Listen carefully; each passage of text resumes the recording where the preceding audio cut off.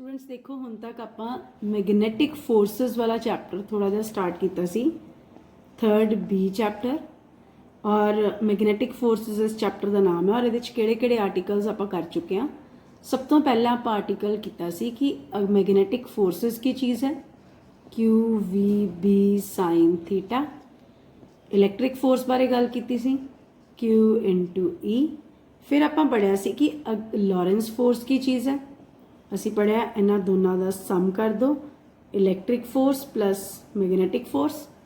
फिर आपां इंडिकेट किया कि अगर यूनीफॉर्म इलैक्ट्रिक फील्ड के अंदर किसी भी चार्ज पार्टिकल नूं सुट दिए वी वेलोसिटी दे नाल तां उहदे अंदर किहड़ा पाथ फॉलो करेगा ये charge, so that is parabolic path. और आपां इस चीज़ नूं प्रूव किया।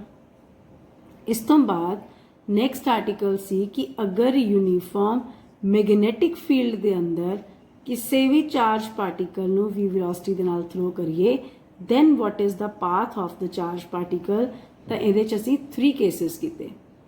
फर्स्ट केस कि चार्ज पार्टिकल अगर 0 डिग्री और 180 डिग्री ते जाएगा it will cover straight line path because उसदे ऊपर कोई भी फोर्स नहीं लगेगी।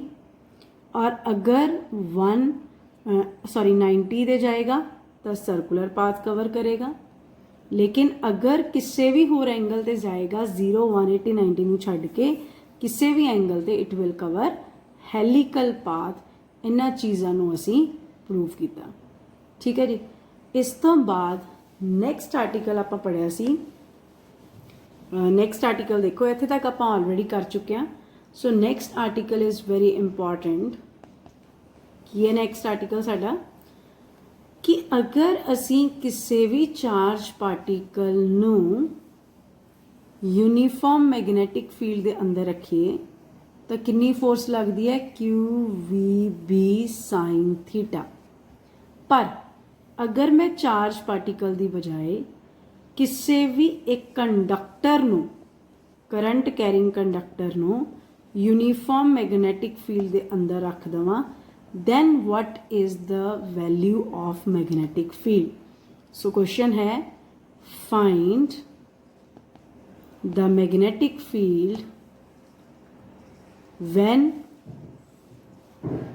a current carrying conductor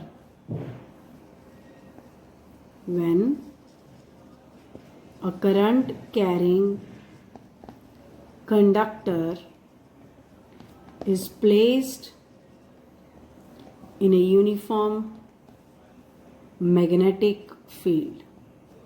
सो अगर मैं किसी भी एक कंडक्टर नूं यूनीफॉर्म मैगनैटिक फील्ड के अंदर रख देवां करंट कैरिंग कंडक्टर नूं तो ये उपर कितनी मैगनैटिक फोर्स लगेगी that we have to calculate. This is our question. So अगर मैं एक चार्ज पार्टिकल नूं इहदे अंदर रखां तो सानू पता है उहदे उपर q v B sine theta लगेगी मैगनैटिक फोर्स। लेकिन कंडक्टर नूं अंदर रखना है। कंडक्टर का की मतलब है कि ये कोल बहुत सारे नंबर ऑफ चार्ज पार्टिकल्स है। ठीक है, ये कोल बहुत सारे फ्री इलैक्ट्रॉन्स है, बहुत सारे चार्ज पार्टिकल्स है। सो आप कहांगे कि अगर एक इलैक्ट्रॉन के उपर फोर्स देखिए तो कितनी है, q v B sine theta. But there are n number of free electrons. तो टोटल फोर्स कितनी हो जाएगी, q v B sine theta into n multiply by n कर दो। ठीक है, क्यू की जगह तो तुसी ई भी लिख सकते हो for electron, it's your choice.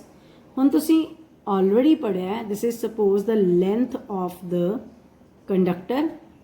ठीक है, लेंथ है कंडक्टर की। और ऑलरेडी पढ़िया तुसी फॉर्मूला कि स्मॉल एन तो कैपिटल एन की फर्क होंदा है।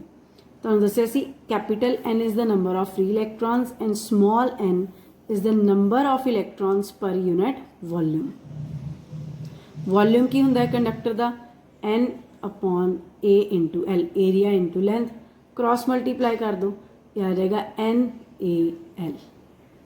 ये वाली वैल्यू आप इत्थे वड्डे एन च पुट कर दें।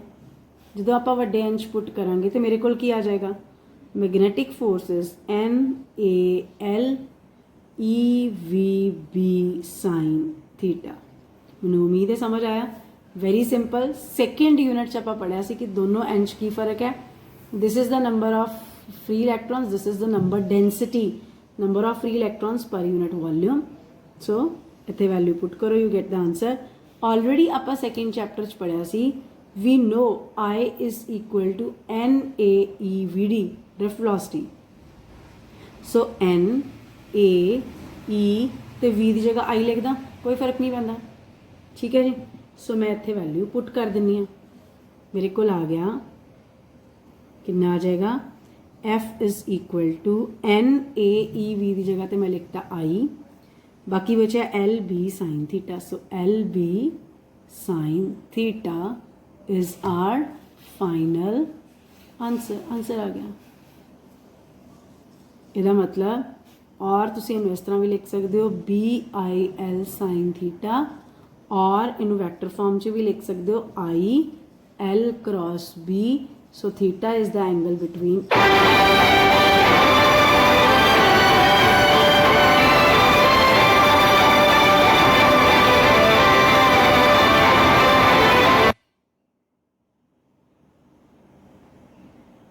मैनू उम्मीद है सबनों समझ आया इत्थे तक।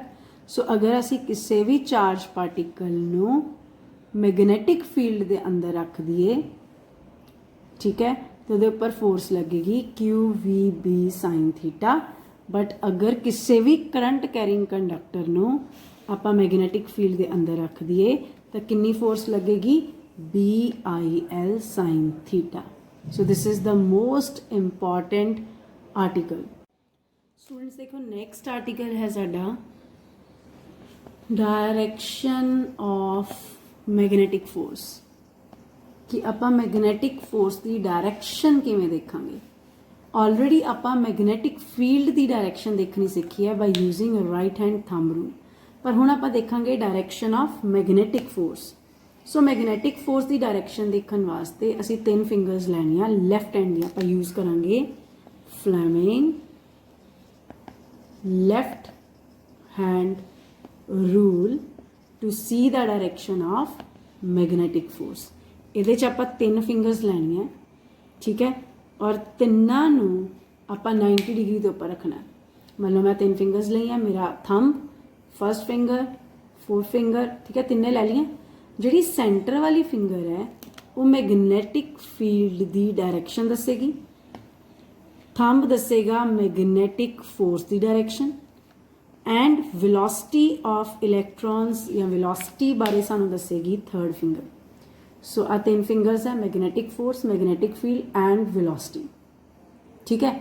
इन्हां दोनों 90 ते रख दो, तीसरी भी ये 90 ते होनी चाहिए है। अपने आप मैगनैटिक फोर्स की डायरैक्शन पता लगनी शुरू हो जाएगी by Fleming left hand rule, ठीक है जी। हुण आपां अगले आर्टिकल दे विच इस कंसैप्ट नू यूज़ करांगे। की कंसैप्ट है साडा अगला आर्टिकल, की कहता है find the magnetic field, find the magnetic force when 2 conductors are parallel to each other, when 2 current carrying conductors they are parallel to each other. अगर 2 वायर्स दोनों पैरेलल है, उन्हां च कुछ करंट पास हो रहा है, तो तुसीं की करोगे, फाइंड आउट करोगे मैगनैटिक फोर्स कितनी होएगी। सो असी पिछला आर्टिकल की किया है कि साडे कोल एक कंडक्टर है, करंट कैरिंग कंडक्टर, उन्होंने मैगनैटिक फील्ड दे विच रखता और उहदे अंदर कितनी मैगनैटिक फोर्स आ गई, BIL साइन थीटा। लेकिन हुण एक कंडक्टर की बजाय कितने कंडक्टर्स आ गए, 2 कंडक्टर्स। सानू पता है ये करंट पास हो रहा है मैगनैटिक फील्ड सेकेंड के उपर। सो फर्स्ट वायर करके, फर्स्ट वायर दे करंट करके मैगनैटिक फील्ड सेकेंड के उपर प्रोड्यूस होएगा, सेकेंड करंट करके मैगनैटिक फील्ड फर्स्ट के उपर डिवेलप होएगा। फर्स्ट ने सेकेंड से मैगनैटिक फील्ड डिवेलप करना है, सेकेंड ने फर्स्ट के उपर मैगनैटिक फील्ड डिवेलप करना है, और मैगनैटिक फोर्सेस डिवेलप होंगियां और उस मैगनैटिक फोर्स की वैल्यू कैलकुलेट करनी है। So force on first because of second, first wire ते कितना मैगनैटिक फील्ड डिवेलप हो रहा है because of second wire, BIL sine theta, BIL sine theta. So first के उपर मैगनैटिक फील्ड कैलकुलेट करना है because of second. So second they current करके ਇਹਦੇ ਉੱਪਰ ਮੈਗਨੈਟਿਕ ਫੀਲਡ ਆ ਰਿਹਾ ਫਸਟ ਦੇ ਉੱਪਰ। Magnetic field due to infinite long wire ਆਪਾਂ ਆਲਰੇਡੀ ਥਰਡ ਏ ਚੈਪਟਰ ਚ ਕਰ ਚੁੱਕੇ ਹਾਂ, mu naught I by 2 pi r I2 L sine theta. अगर आप मैक्सीमम फोर्स देखनी है तो साइन थीटा नू कितना लै सकते हैं 1। सो मेरे को फॉर्मूला आ गया force on first because of second divided by length mu naught I1 I2 divided by 2 pi r। ठीक है जी। सो मैगनैटिक फोर्स की वैल्यू मैं एक बार दोबारा लिख देनी है। मैगनैटिक फोर्स की वैल्यू पर unit length is equal to mu naught I1 I2 by 2 pi r। So first दे उपर इन्नी मैगनैटिक फोर्स लग रही है because of this second current of the second wire. ठीक है। सिमिलरली फर्स्ट ने सेकेंड के उपर लगानी है। असी इसी तरह ही फोर्स की वैल्यू नू कैलकुलेट कर सकते हैं। मैं एक बार फिर दस दिनी जिन्होंने नहीं समझ आया, दो पैरलल वायर्स है, दोनों दे विच सेम डायरैक्शन च करंट जा रहा है। फर्स्ट वायर ने सेकेंड के उपर कितना मैगनैटिक फील्ड लगाया, magnetic force on first due to second, so that is BIL sine theta. If I want to check my maximum force तो साइन थीटा नू 1 करता मैं। सो फर्स्ट के उपर मैगनैटिक फोर्स देख रहे हो सेकेंड करके, सो सेकेंड का करंट केड़ी वायर इनफाइनाइट है जिहदे उपर आपां इफैक्ट देख रहे हैं। So mu naught I by 2 pi r। ठीक है। सपोज सेंटर तो यदा distance r into I2 into L। ठीक है जी। सो फोर्स आ गई, force per unit length is equal to mu naught I1 I2 divided by 2 pi r। So एक बार फिर कराता तुहानू article, this is very very important. Secondly वो पूछता है कि यदी डायरैक्शन दसो। फर्स्ट ने सैकेंड ते मैगनैटिक फील्ड लगाया, सैकेंड ने फर्स्ट ते लगाया, लेकिन इन्हां च मैगनैटिक फोर्स का मैगनीट्यूड तो इन्ना होया, नाल डायरैक्शन दसो। हुण डायरैक्शन देखने लिए ध्यान नाल देखो। फर्स्ट वायर च पहले आपां मैगनैटिक फील्ड की डायरैक्शन लभांगे, करंट उपर जा रहा है, so magnetic field is inward. So first wire का मैगनैटिक फील्ड किधर एक्ट हो रहा है, इनवर्ड। लेकिन अगर मैं सैकेंड वायर च राइट हैंड थंब रूल लगावां तो मैगनैटिक फील्ड आ रहा है आउटवर्ड। हुण मैं लगाना है Fleming left hand rule for first wire. First wire they which magnetic field है इनवर्ड, मैं अंदर नूं लै गई हथ, इलैक्ट्रॉन्स थल्ले नूं आ रहे हैं, करंट उपर है तो इलैक्ट्रॉन्स थल्ले आ रहे हैं, वेलोसिटी थल्ले नूं, and this thumb gives the direction of magnetic force. So इधर आ रही है मैगनैटिक फोर्स की डायरैक्शन। ठीक है। सिमिलरली अगर मैं सैकेंड करके ये उपर मैगनैटिक फोर्स की डायरैक्शन दसा तो किस तरह होएगी, यदा मैगनैटिक फील्ड है आउटवर्ड, सो बाहर नूं। ठीक है जी। और मेरे को अगेन इलैक्ट्रॉन्स थल्ले नूं जा रहे हैं, थल्ले नूं। ठीक है। बाहर नूं, थल्ले नूं, बाहर नूं मैगनैटिक फील्ड, थल्ले नूं वेलोसिटी, और इधर थंब आ गया 90 ते जिहड़ा दस रहा मैगनैटिक फोर्स की डायरैक्शन। ठीक है जी। सो इहदा मतलब डायरैक्शनस जिहड़ियां फोर्सिस दियां एक दूसरे वल नूं जा रही हैं according to Fleming left hand rule.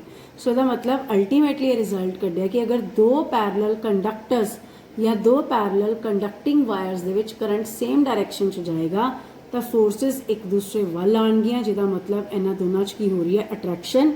अगर ऑपोजिट डायरैक्शन च करंट जाएगा तो दोनों फोर्सिस एक दूसरे तो दूर जाणगियां और इन्हां दे विच की होएगी रिपल्शन, और एक दूसरे के उपर कितनी फोर्स लगाणगियां पर यूनिट लेंथ वो आपां कैलकुलेट कर लिया। So this is very very important article. इस तो बाद देखो पहले आप एक वायर नूं मैगनैटिक फील्ड च रखिया और करंट मैगनैटिक फोर्स कैलकुलेट की BIL साइन थीटा। फिर आप दो कंडक्टिंग वायर्स नूं पैरेलली मैगनैटिक फील्ड के अंदर रखिया तो कितनी फोर्स आ गई वो आप कैलकुलेट की। नैक्सट आर्टिकल है अगर आप 4 पैरेलल वायर्स ले लिए, if we have 4 parallel wires और चारे पैरेलल वायर्स चों करंट पास करा दिए, ठीक है, ਉਹਦੇ ਨਾਲ ਕੀ ਹੋਏਗਾ ਇਹਨਾਂ ਸਾਰਿਆਂ ਦੇ ਅਰਾਊਂਡ ਕੀ ਆ ਜਾਏਗਾ ਮੈਗਨੈਟਿਕ ਫੀਲਡ। ਠੀਕ ਹੈ, ਇਹਨੂੰ ਮੈਗਨੈਟਿਕ ਫੀਲਡ ਦੇ ਵਿੱਚ ਰੱਖੀਏ ਕੀ ਇੱਥੇ ਹੋਏਗਾ what will happen to this rectangular frame। ਇਹਨੂੰ ਆਪਾਂ ਫਰੇਮ ਕਹਿਣਾ ਸ਼ੁਰੂ ਕਰ ਦਾਂਗੇ। ਪਹਿਲੇ ਇੱਕ ਵਾਇਰ ਫਿਰ 2 ਵਾਇਰਸ, ਹੁਣ 4 ਵਾਇਰਸ ਨੂੰ ਆਪਾਂ ਜੋੜਤਾ ਇਹਨੂੰ ਮੈਗਨੈਟਿਕ ਫੀਲਡ ਦੇ ਅੰਦਰ ਰੱਖ ਦਿੱਤਾ and you have to tell what will happen. ਹੁਣ ਧਿਆਨ ਨਾਲ ਅਗਰ ਦੇਖੀਏ ਮੈਂ ਇਹਨੂੰ 4 ਵਾਇਰਸ ਨੂੰ 4 ਹਿੱਸਿਆਂ 'ਚ ਡਿਵਾਈਡ ਕਰ ਰਹੀ ਹਾਂ। First wire, second wire, third wire and fourth wire. First wire and third wire they are parallel to each other ਔਰ ਦੋਨਾਂ ਦੇ ਵਿੱਚ ਕਰੰਟ ਦੀ ਡਾਇਰੈਕਸ਼ਨ ਇੱਕ ਦੂਸਰੇ ਤੋਂ ਕੀ ਹੈ, ਆਪੋਜ਼ਿਟ। ਇਹਦੇ ਉੱਪਰ ਕੀ ਲੱਗੇਗੀ, ਮੈਗਨੈਟਿਕ ਫੋਰਸ, ਪਰ ਕਰੰਟ ਦੀ ਡਾਇਰੈਕਸ਼ਨ ਆਪੋਜ਼ਿਟ ਹੋਣ ਕਰਕੇ ਮੈਗਨੈਟਿਕ ਫੋਰਸ ਵੀ ਇੱਕ ਦੂਸਰੇ ਤੋਂ ਕਿੱਧਰ ਜਾਏਗੀ, ਦੂਰ। ਇੰਨੇ ਮੈਗਨੈਟਿਕ ਫੀਲਡਸ ਤੇ ਇਹਦੀ ਮੈਗਨੈਟਿਕ ਫੋਰਸ ਇੱਕ ਦੂਸਰੇ ਤੋਂ ਦੂਰ ਜਾਏਗੀ, ਕੋਲ ਨਹੀਂ ਆਏਗੀ। ਅਸੀਂ ਪਿਛਲੇ ਆਰਟੀਕਲ 'ਚ ਕੈਲਕੂਲੇਟ ਕੀਤਾ। ਸਿਮਿਲਰਲੀ ਆਹ ਵਾਲੀ ਵਾਇਰ ਫੋਰਥ ਔਰ ਥਰਡ ਜਿਹੜੀ ਸੈਕਿੰਡ ਵਾਇਰ ਹੈ ਇਹਦੇ ਅੰਦਰ ਵੀ ਕਰੰਟ ਦੀ ਡਾਇਰੈਕਸ਼ਨ ਕੀ ਹੈ, ਆਪੋਜ਼ਿਟ, ਚਾਹੇ ਉਹ ਪੈਰਲਲ ਹੈ। ਸੋ ਇਹਨਾਂ ਦੇ ਵਿੱਚ ਵੀ ਫੋਰਸ ਦੀ ਡਾਇਰੈਕਸ਼ਨ ਇੱਕ ਦੂਸਰੇ ਤੋਂ ਕੀ ਹੋ ਜਾਏਗੀ, ਆਪੋਜ਼ਿਟ। ਔਰ ਅਗਰ ਮੈਂ ਫਲੈਮਿੰਗ ਲੈਫਟ ਹੈਂਡ ਰੂਲ ਲਗਾ ਕੇ ਦੇਖਾਂ ਸੋ ਮੈਗਨੈਟਿਕ ਫੋਰਸ ਦੀ ਡਾਇਰੈਕਸ਼ਨ ਇਹਦੀ ਵੀ ਆਊਟਵਰਡ, ਇਹਦੀ ਇੱਧਰ ਆਊਟਵਰਡ, ਇਹਨਾਂ ਦੀ ਇਸ ਤਰ੍ਹਾਂ ਆ ਰਹੀ ਹੈ। ਹੁਣ ਆਹ ਦੋਨੋਂ ਜਿਹੜੀਆਂ ਫੋਰਸਿਸ ਹੈ F1 and F2 they are equal and opposite, so they cancel with each other. ਅਗਰ ਇਹ ਦੋਨੋਂ ਕੈਂਸਲ ਹੋ ਗਈਆਂ ਤਾਂ ਨੈਟ ਰਿਜ਼ਲਟ ਇਹਨਾਂ ਦੋਨੋਂ ਵਾਇਰਸ ਕਰਕੇ ਆ ਜਾਏਗਾ 0। But F3 and F4 virus, these two wires are equal, opposite and parallel। ਕਿਤੇ ਵੀ equal, opposite, parallel forces create ਹੋ ਜਾਣ ਤਾਂ ਉੱਥੇ ਕੀ ਪੈਦਾ ਹੋ ਜਾਏਗਾ, ਟਾਰਕ। ਸੋ ਇੱਥੇ ਕੀ ਆ ਗਿਆ, ਟਾਰਕ ਪੈਦਾ ਹੋ ਗਿਆ, ਜੋ ਆਪਾਂ ਆਪਣੀ 11th ਕਲਾਸ 'ਚ ਪੜ੍ਹਿਆ ਸੀ। ਕਿਉਂ ਪੈਦਾ ਹੋਇਆ, ਪਹਿਲੇ ਸਾਰੀ ਥਿਊਰੀ ਦੇਣੀ ਹੈ ਕਿ ਇਹ ਸਾਡੀਆਂ 4 ਵਾਇਰਸ ਹੈ, ਚਾਰਾਂ 'ਚ ਮੈਗਨੈਟਿਕ ਫੋਰਸ ਦੀ ਮੈਂ ਵੈਲਿਊ ਡਾਇਰੈਕਸ਼ਨ ਕੈਲਕੂਲੇਟ ਕੀਤੀ by using Fleming left hand rule. ਔਰ ਫਲੈਮਿੰਗ ਲੈਫਟ ਹੈਂਡ ਰੂਲ ਦੀਆਂ ਫੋਰਸਿਸ ਦੀਆਂ ਡਾਇਰੈਕਸ਼ਨਸ ਦੇਖੀਆਂ ਔਰ ਦੋ forces equal and opposite, they cancel with each other. But F3 and F4 forces are parallel to each other, ਜਿਹਦੇ ਕਰਕੇ ਕੀ ਪੈਦਾ ਹੋ ਗਿਆ, ਟਾਰਕ। ਕਿੰਨਾ ਟਾਰਕ ਪੈਦਾ ਹੋਇਆ ਹੁਣ ਆਪਾਂ ਇਹ ਕੈਲਕੂਲੇਟ ਕਰਨਾ ਹੈ। ਸੋ ਟਾਰਕ ਦਾ ਫਾਰਮੂਲਾ ਹੁੰਦਾ ਹੈ R perpendicular into F। Force ਕਿੰਨੀ ਲੱਗ ਰਹੀ ਹੈ ਉਹ ਤਾਂ ਸਾਨੂੰ ਪਤਾ ਹੀ ਹੈ, BIL sin theta. Maximum force ਹੈ, ਸੋ BIL। ਥੀਟਾ ਦੀ ਵੈਲਿਊ ਇਸ ਕੇਸ 'ਚ 90 ਐਂਡ sin 91। R ਪਰਪੈਂਡੀਕੂਲਰ ਇੱਥੇ ਹੈ ਹੀ ਨਹੀਂ, ਸੋ ਇੱਥੇ ਸਭ ਤੋਂ ਪਹਿਲੇ ਆਪਾਂ R ਪਰਪੈਂਡੀਕੂਲਰ ਦੀ ਵੈਲਿਊ ਕੈਲਕੂਲੇਟ ਕਰਾਂਗੇ। ਮੰਨ ਲਓ ਮੈਂ ਇੱਥੇ ਡਰਾ ਕੀਤਾ, ਆ ਐਂਗਲ ਲੈ ਲਿਆ ਥੀਟਾ, ਕਿਤੇ ਵੀ ਤੁਸੀਂ ਡਰਾ ਕਰ ਸਕਦੇ ਹੋ। So this is R perpendicular. Suppose the length of this rectangle is B, ठीक है, आ B है, आ मैं एक परपेंडिकुलर ड्रॉ किया और इस ट्राइंगल ABC जो आप परपेंडिकुलर डिस्टेंस कैलकुलेट करना है। So can I take sine theta which is perpendicular upon, so perpendicular upon hypotenuse. Perpendicular किहड़ा है इस ट्राइंगल के अंदर, आप चैक करिए। दिस इज, मैं वक्री बना ली इस डायग्राम में ABC। So perpendicular is this, hypotenuse is B। So मैं इत्थे लिखूंगी sine theta which is R perpendicular upon B। So R perpendicular आ गया B sine theta. So again मैं इत्थे पुट कर दूंगी, ठीक है। सो R परपेंडिकुलर की जगह पे पुट करता B साइन थीटा। हुण लेंथ इंटू ब्रेथ एरिया बन गया, सो BIA साइन थीटा। सो इनू आपां वैक्टर फॉर्म च भी लिख सकते हैं, IB क्रॉस A, ठीक है जी। So this is the formula of torque BIA sine theta.